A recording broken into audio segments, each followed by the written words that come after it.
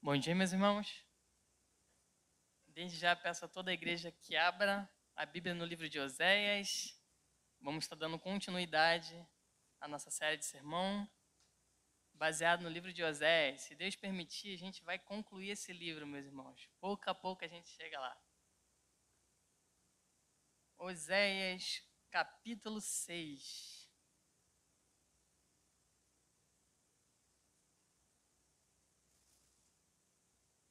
Oséias 6. Vou fazer uma breve oração.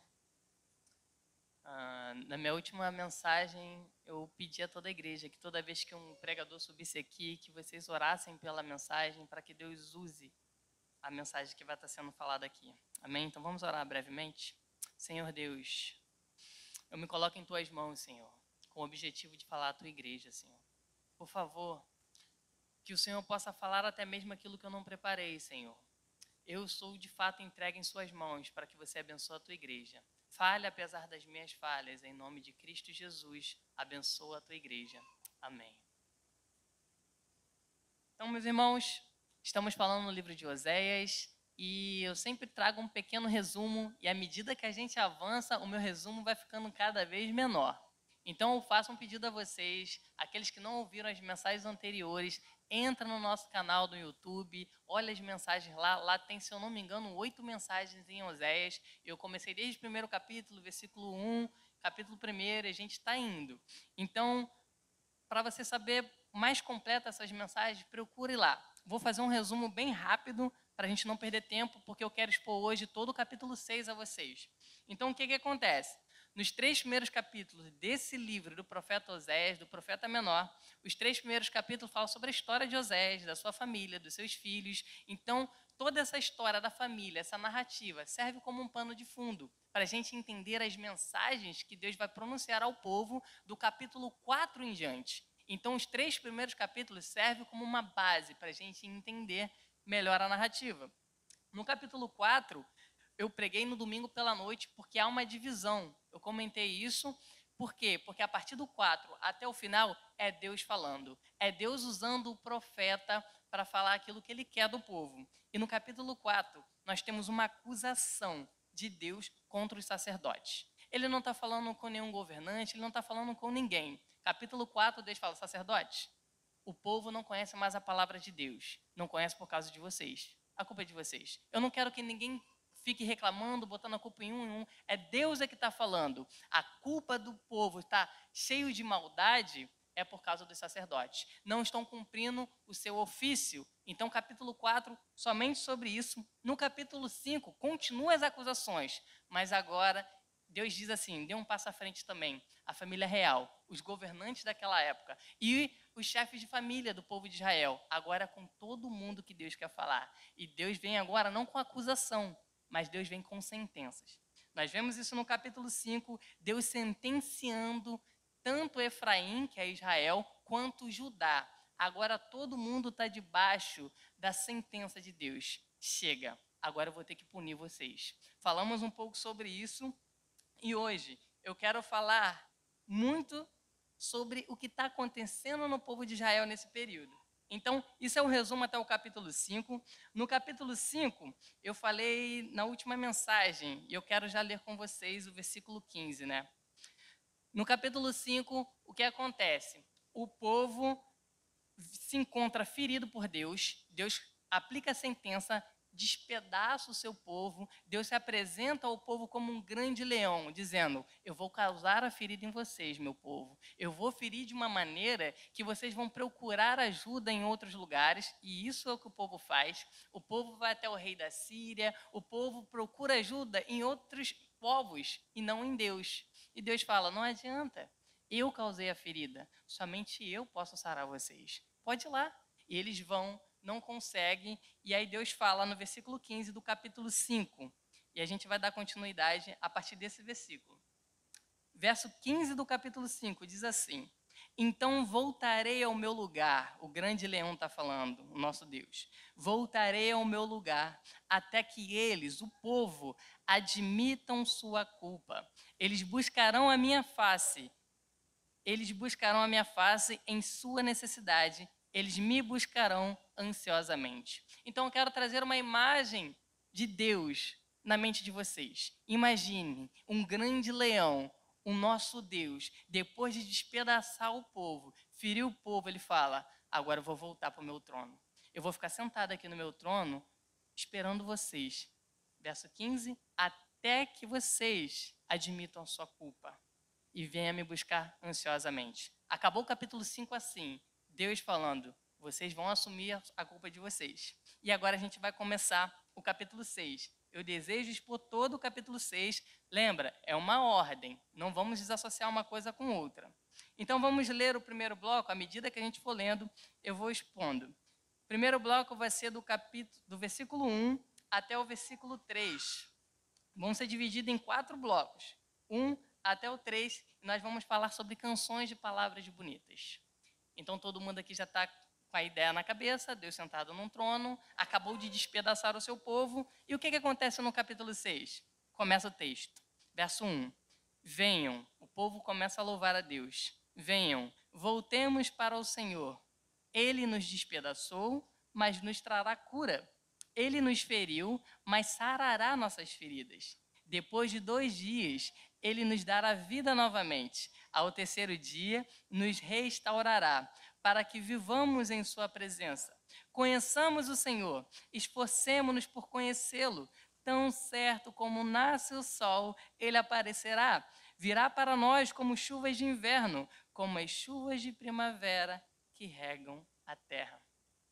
Fazendo uma leitura assim, a gente pensa: poxa, até que enfim, hein? Deus está vindo desde o capítulo 4, pegando pesado com o povo, pegando pesado com o povo. No capítulo 5, ele se apresenta ao povo, destrói o povo, causa uma ferida tremenda. E no capítulo 6, agora o povo está cantando, cantando louvores. E com todo o respeito, meus irmãos, que louvor lindo. Tão lindo que o Ministério Diante do Trono fez uma canção sobre esses versículos, o Bálsamo de Gileade. Os antigos aí com certeza já ouviram essa canção, há um bálsamo em Gileade, há remédio em Gileade.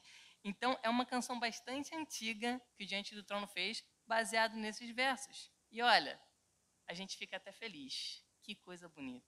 O povo finalmente está se voltando para Deus, né? Por quê? Porque nós estamos vendo aqui uma linda canção, teologicamente direitinha, falando aí que eles estão deixando de fazer algumas coisas e tal. Muito bonito, meus irmãos. Mas esse texto me trouxe algo que eu queria compartilhar com vocês. A gente precisa tomar cuidado com a maneira que a gente louva a Deus. Nós somos de uma igreja reformada, nós priorizamos por um ensino claro das Escrituras, nós estudamos as Escrituras. No momento do louvor, a gente seleciona louvores bíblicos para que vocês não cantem qualquer coisa, a letra direitinha. Mas o que eu vejo nesse texto, meus irmãos, que me impacta, que não importa se a gente está louvando direitinho, teologicamente correto. Existem louvores que pode estar direitinho na letra, mas que não passa do teto. Nós vamos dar continuidade nesse texto e nós vamos ver que Deus está ouvindo esse louvor muito bonito. Eu até coloquei aqui, né, uma canção de palavras bonitas, mas Deus vai rejeitar totalmente esse louvor. Deus vai ignorar todas essas palavras que está aqui falando a verdade das Escrituras, que é Deus, eles estão reconhecendo, Deus nos despedaçou, mas Ele vai nos restaurar. Ele causou a nossa ferida, mas Ele vai me curar. Teologicamente, correto, é Deus que traz a disciplina no povo, é Deus que faz todas essas coisas. Mas a canção deles parece até aquela canção triunfalista. Ah, mas Deus está vindo agora, Ele vai nos restaurar, Ele vai nos curar. E isso que eu queria já trazer de aplicação para vocês. E no final do culto eu quero cantar uma canção com vocês. Mas eu gostaria de ensinar uma coisa baseado nesse texto para vocês. Nós cantamos louvores lindos aqui. E todo louvor que aparecer naquela parede, tenha certeza que o ministro de louvor separou com todo cuidado, olhou a letra das músicas para ver se a gente pode cantar. Mas eu queria ensinar a vocês que a gente cantasse no nosso culto, não apenas olhando a letra, que é uma letra boa, e já isse dali direto para os nossos lábios, como se fosse um karaokê, sem passar antes pelo coração. O povo está cantando uma canção teologicamente direitinha, não tem nenhum problema. A grande questão é que não passa de palavras, palavras vazias. E o nosso Deus, meus irmãos, ele vê através das palavras. O que importa para Deus é o louvor do nosso coração. É importante, sim, que a gente cante canções boas, com palavras bonitas, mas toda canção que sair dos nossos lábios no culto a Deus, que passe sempre pelo nosso coração. Independente se a música é repetida, como algumas vezes a gente cantava sempre Santo Espírito, Santo Espírito, toda quarta-feira o pastor até comentava de novo a música, mas até mesmo músicas repetidas, que a gente passe pelo coração essas letras. Seja bem-vindo aqui. Vem inundar esse lugar, vem aquecer o meu coração. Eu quero provar o quão real é a tua presença. Que a gente fala isso com todo o nosso coração, que a gente não fica lendo e fala, conhecemos o Senhor, esforçamos-nos por conhecer palavras bonitas, mas que não passam da parede, que não passam do teto. Nós precisamos louvar a Deus e levantar canções a Deus que de fato encontre morada no coração do Senhor. Por quê? Porque com os nossos louvores também tem recompensa. Eles estão louvando totalmente certinho. Vamos conhecer o Senhor, vamos se esforçar para conhecer. E o verso 3 diz o seguinte: tão certo como nasce o sol, ele aparecerá. Virá para nós como chuvas de inverno, como as chuvas de primavera que regam a terra. Eles conhecem a Deus e sabem que Deus vai abençoar, porque eles estão agindo de forma correta. Mas, como eu disse, o verso 4 até o verso 6, nós vamos ver o que Deus faz ao ouvir essa canção. Vamos ler? Então, uma coisa que eu ouvi do Felipe, o teólogo aqui da igreja, né? Tá ali com a filha dele. Ele falou uma frase que eu nunca me esqueci. Nós não apenas precisamos fazer a coisa certa, mas precisamos fazer a coisa certa, cantar uma canção certa com a motivação correta. Não adianta a gente fazer o errado com a motivação certa ou o certo com a motivação errada. Nós cristãos precisamos fazer o certo com as motivações certas. E é por isso que eu estou querendo falar sobre louvores aqui. Porque louvor não é apenas um momento do culto de entretenimento. Antes de começar a palavra, antes de começar aquilo que é importante, a gente vem aqui, canta, se diverte e tem um momento alegre porque a música está agitada. Nós precisamos entender o valor do louvor, o valor da adoração do povo de Deus e como Deus se agrada do louvor. Ao final desse sermão, eu vou ensinar a vocês um louvor baseado em Oséias, que de fato faz com que Deus abra as portas dos céus e traga chuva ao seu povo. O louvor tem esse poder na igreja, de abrir as portas do céu e as bênçãos do Senhor ser derramadas em nossa vida por conta de um louvor não apenas teologicamente correto, mas um louvor que passa pelo coração dos seus adoradores e encontra morada no céu. Então, vamos ler verso 4 até o 6. Assim que Deus ouve o louvor desse povo, essa canção, Deus responde. E ele diz: que posso fazer com você, Efraim? Que posso fazer com você, Judá? Seu amor é como uma neblina da manhã, como o primeiro orvalho que logo evapora. Por isso, eu os despedacei por meio dos meus profetas. Eu os matei com as palavras da minha boca. Os meus juízos reluziram como relâmpago sobre vocês, pois desejo misericórdia e não sacrifício, conhecimento de Deus em vez de holocausto. Povo animado, feliz, louvando a Deus certinho, do jeito que aprenderam. E Deus olha e fala: o que eu vou fazer com vocês? Estão vindo tão felizes, estão vindo alegres, dizendo que eu vou restaurar. Verso 13, eles falam assim para Deus, né? Tão certo como nasce o sol, ele aparecerá, virá para nós como chuvas de inverno, como chuvas de primavera que regam a terra. Essas figuras que estão apresentadas aqui no livro de Oséias, para a gente pode parecer apenas um poema bonito. Chuvas de inverno, sabe? O orvalho da manhã. A gente não tem muito esse vocabulário, né? Mas para um povo que vivia da agricultura, as chuvas de inverno, que eram chuvas frequentes, isso era sinal de vida. Vai ter colheita. Por quê? Porque as chuvas são constantes. As chuvas são constantes. E Deus pega a própria palavra do povo e volta contra ele. Ele fala, eu não vou vir como chuvas de inverno. Eu não vou vir com vocês com algo constante.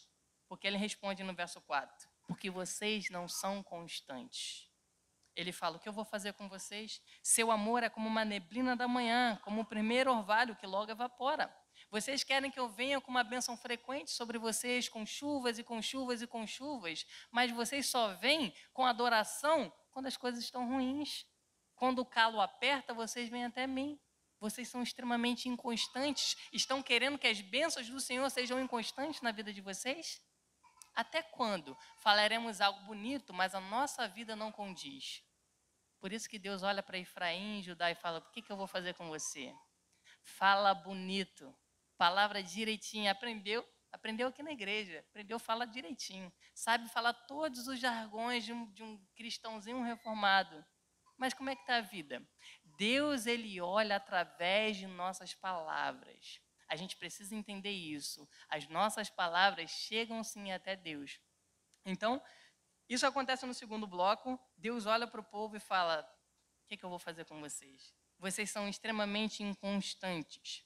E vamos passar já para a terceira parte, que é a do verso 7 até o 9. Nesse terceiro bloco, Deus vai estar mostrando o que está acontecendo com o povo. E eu queria que a gente prestasse muita atenção aqui. Eu vou repetir algo que eu já falei em outro sermão, mas é muito importante. Verso 7 diz assim, Deus está dizendo, um fato. Na cidade de Adão, eles quebraram a aliança e me foram infiéis. Gileade é uma cidade de ímpios, maculada de sangue. Assim como os assaltantes ficam de emboscada à espera de um homem, assim fazem também os bandos de sacerdotes. Eles assassinam na estrada de Siquém e cometem outros crimes vergonhosos. Um povo que está louvando palavras bonitas, que tem conhecimento de como abordar a Deus, está pedindo a bênção do Senhor. A gente não pode desassociar os textos, por mais que pareça que não há conexão.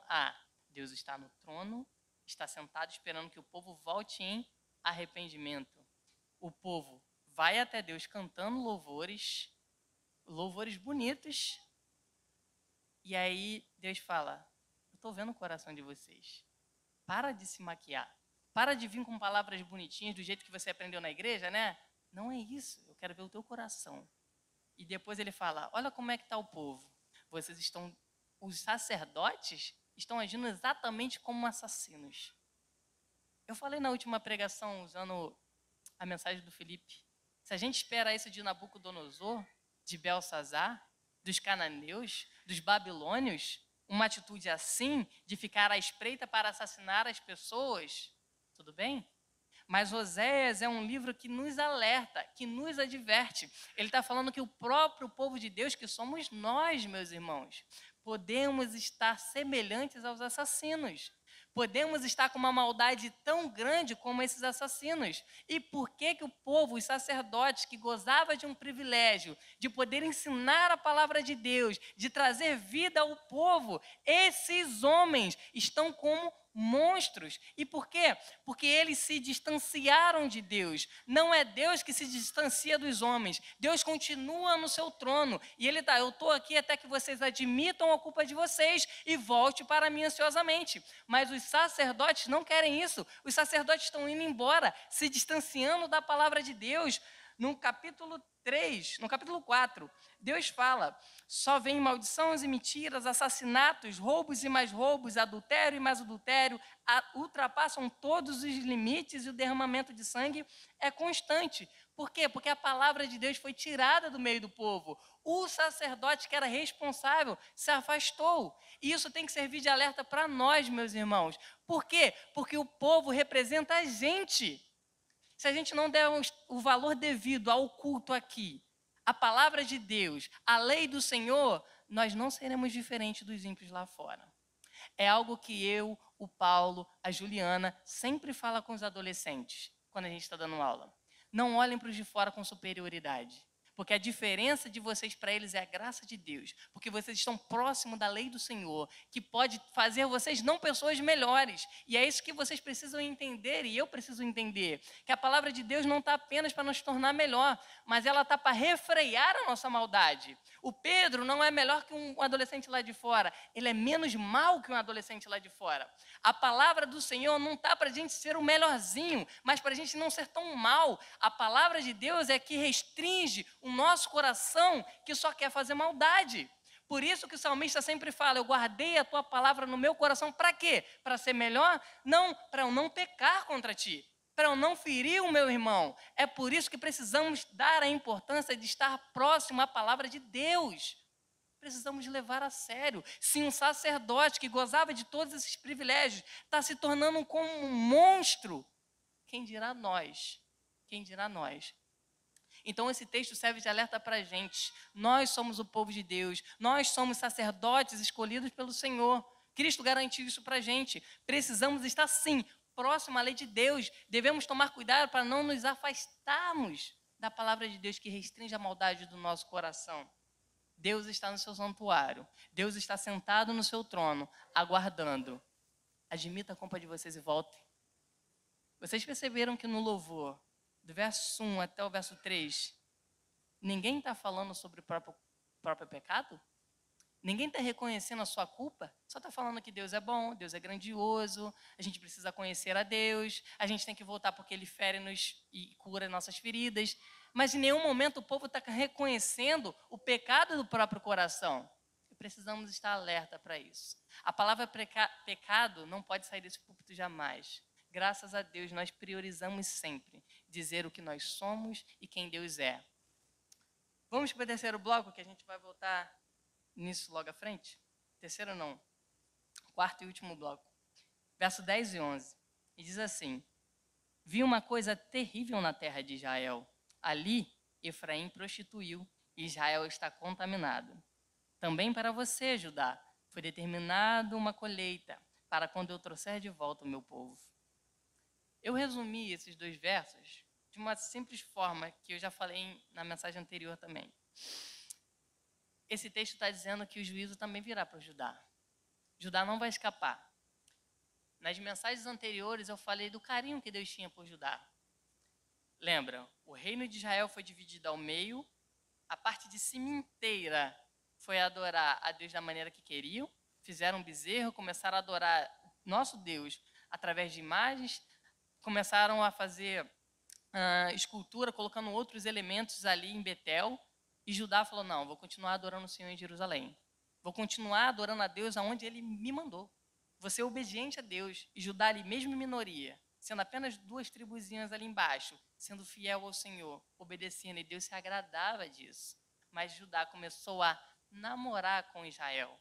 Começou a se contaminar. E aí, meus irmãos, uma frase que a gente ouve bastante, né? Que Deus não faz acepção de pessoas, né? E de fato Deus não faz. Quando a gente usa esse texto, a gente está dizendo que Deus ama todo mundo, pode vir do jeito que você está. O amor de Deus não faz acepção de pessoas. Isso é uma verdade. Mas a justiça de Deus também não faz acepção de pessoas. A justiça de Deus é uma consequência do distanciamento da lei. Se você se distancia da lei, não espere um privilégio por você ser filho de crente. Se você é filho de crente, você não vai ter privilégios a mais do que outra pessoa. Isso não te garante nada, porque o juízo de Deus também vem aos filhos de crente. Aquele que estão numa igreja saudável, o juízo de Deus também pode vir. Todo aquele que se distancia da palavra de Deus, da lei do Senhor, pode ter certeza que vão colher o juízo de Deus, de alguma forma. E Deus fala isso para Judá, Judá, você também não vai escapar. Por mais que eu te ame, Judá, por mais que eu separei você, Judá, por mais que o nosso Senhor Jesus Cristo veio da linhagem de Judá, Judá foi punido por se afastar da lei de Deus. E a punição de Deus vem. Então a gente precisa pegar isso como alerta. Ah, não, mas a minha avó é crente. A minha avó está sempre na igreja. E então Deus vai sobrar alguma coisinha para mim. Se posicione diante de Deus com a sua vida. Chegue perto da lei do Senhor sempre. O objetivo é mostrar que quanto mais distante da lei do Senhor, mais monstros nos tornaremos. Então, eu consegui expor todo o capítulo 6, dizendo o que está acontecendo nesse texto. Então, resumindo, Deus está ao seu trono. O tema da mensagem, eu estou falando no final, né? Era para ter falado no começo. O tema da mensagem de hoje é: admita a sua culpa. Deus não quer palavrinhas bonitas para vocês. Deus quer que vocês admitam a culpa de vocês e vá até o Senhor em busca de perdão.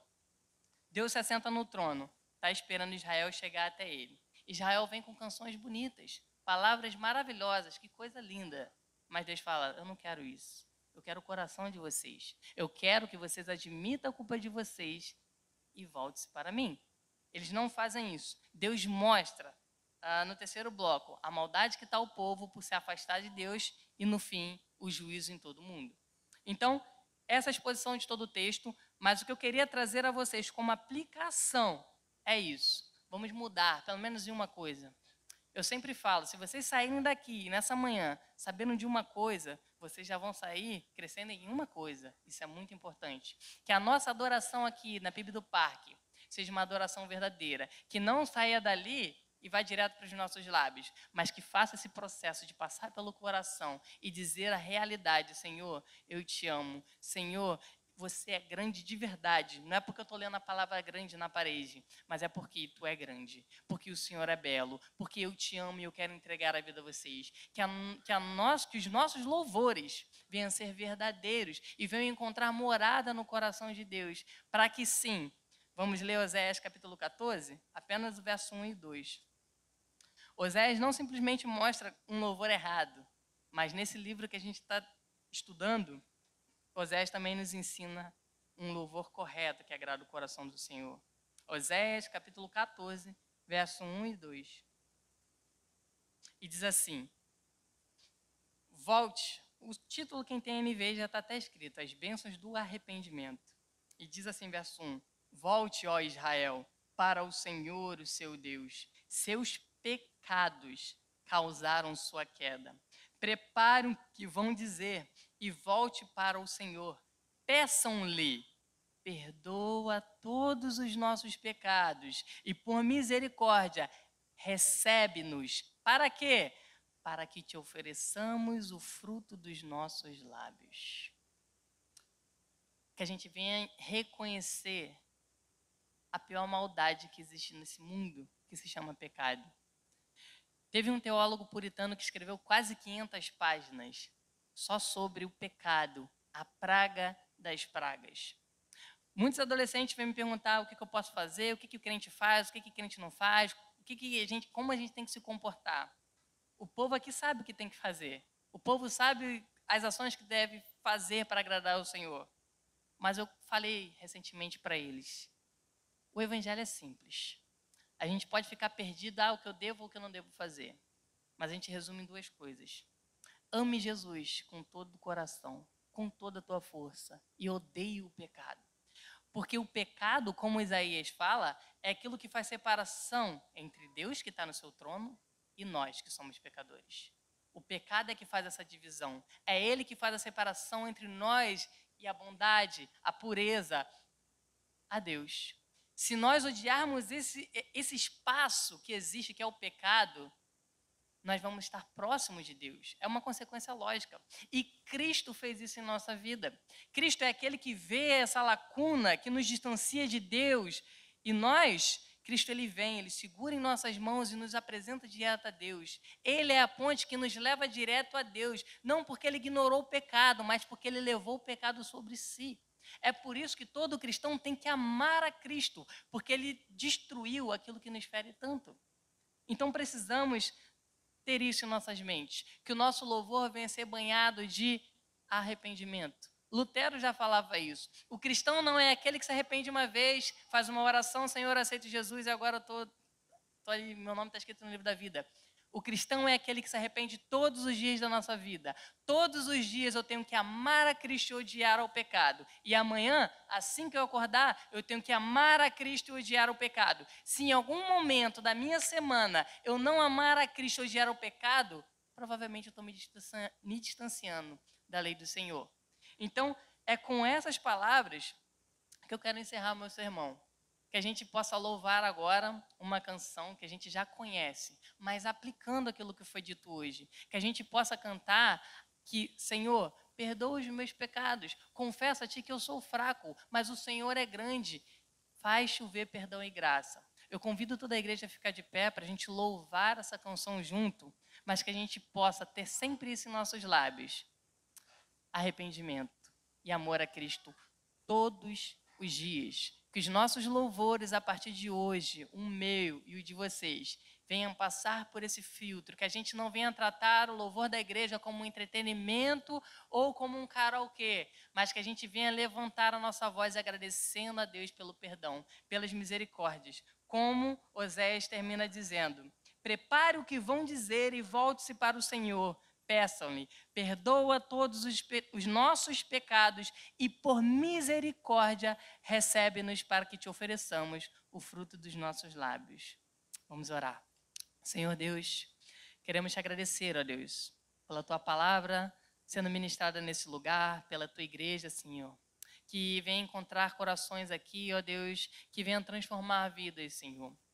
Mas, Senhor, mais do que isso, queremos que o Senhor receba o nosso pedido de perdão, porque, Senhor, sabemos que aí sim o Senhor virá como chuvas de primavera nesse lugar, porque um coração contrito e quebrantado o Senhor não resiste, ó Deus. Então, por graça e misericórdia, abençoa o teu povo e perdoa os nossos pecados, para que a gente venha estar ao seu lado, Senhor. Essa é a oração da tua igreja, em nome de Jesus. Amém e amém. Vamos louvar.